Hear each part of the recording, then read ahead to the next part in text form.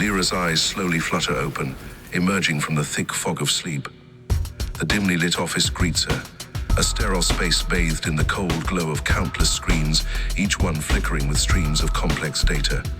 The hum of machinery is constant, almost oppressive, and her co-worker, a figure half consumed by shadow, moves with mechanical precision at a nearby terminal.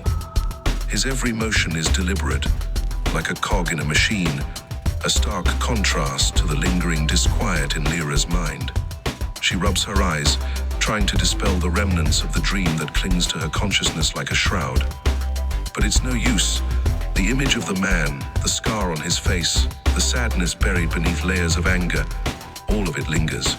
It haunts her, an unwelcome specter that refuses to fade, casting long shadows over her thoughts. Lyra forces herself to focus, her gaze locking onto the data on her screen, but the numbers and patterns blur together, meaningless against the backdrop of her unease. She knows she must shake this feeling, this heaviness, and so she rises from her desk and steps into the sleek, metallic embrace of the elevator. The doors close behind her with a soft, almost apologetic whoosh, sealing her inside the capsule of glass and steel. The ambient light is soft, calculated, designed to soothe, but it only heightens the starkness of her solitude. As the elevator begins its descent, she gazes out at the city, the skyscrapers piercing the night sky like jagged teeth. For a brief moment, an overwhelming wave of sadness washes over her.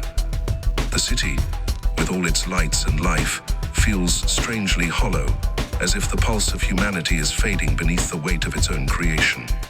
She shakes off the feeling, her resolve hardening, and narrows her focus. Yet, even as she steels herself, a faint whisper seems to rise from the depths of the elevator, a voice carried on the hum of the machinery, too soft to grasp, but unmistakably there. It speaks not in words, but in echoes of ancient struggles, of battles fought in the shadows, unseen by mortal eyes. Lyra tries to ignore it, but the whisper lingers, just like the dream, intertwining with her thoughts. The doors slide open, releasing her into the cool night air.